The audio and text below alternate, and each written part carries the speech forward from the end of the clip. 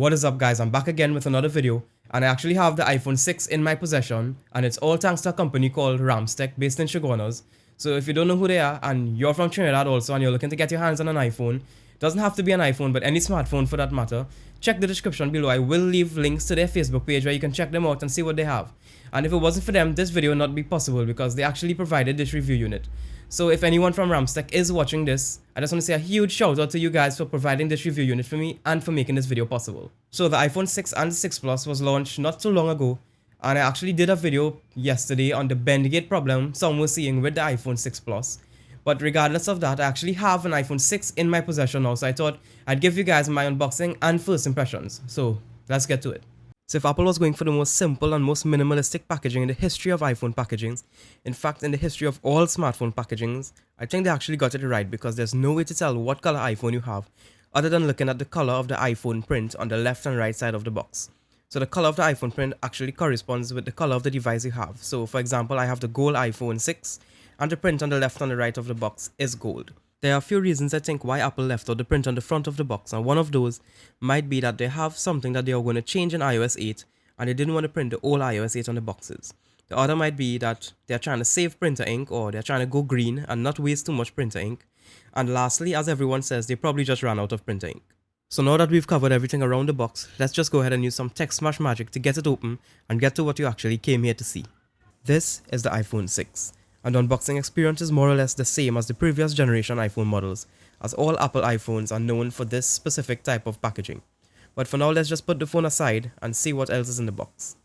On removing the middle layer that usually houses the paperwork and the SIM ejection tool, the first thing that stood out to me was this huge gaping hole for the protruding camera in the iPhone 6, but you'll get to that in a bit.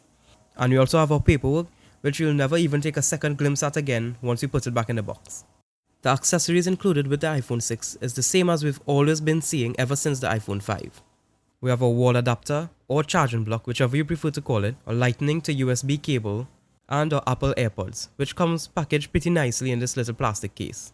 Now any unboxing wouldn't be complete, or even close to complete, without the removal of the protective plastic covering the device, which also happens to be our favorite part of unboxings here on TechSmash. Now this is the iPhone 6, fully unboxed and fully unprotected.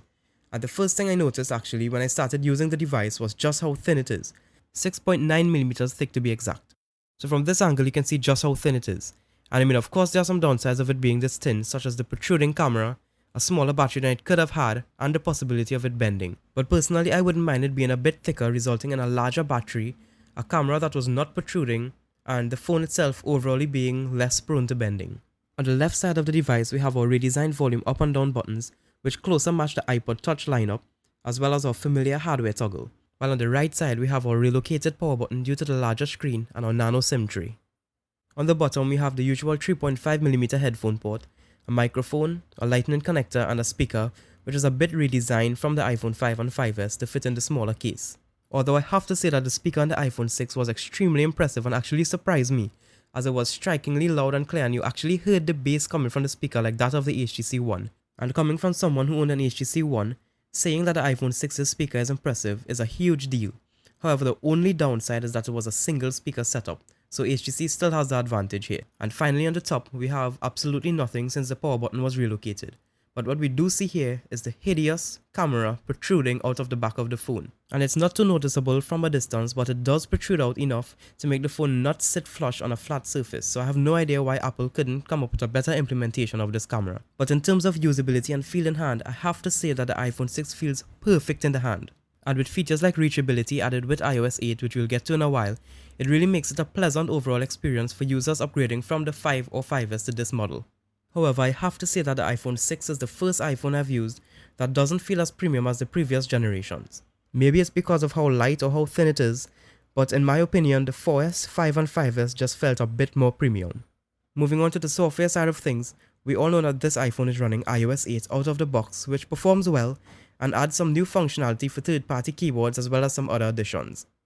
The new stock keyboard included with iOS 8 is a bit more convenient than previous versions due to the fact that it has this predictive typing which should come in handy.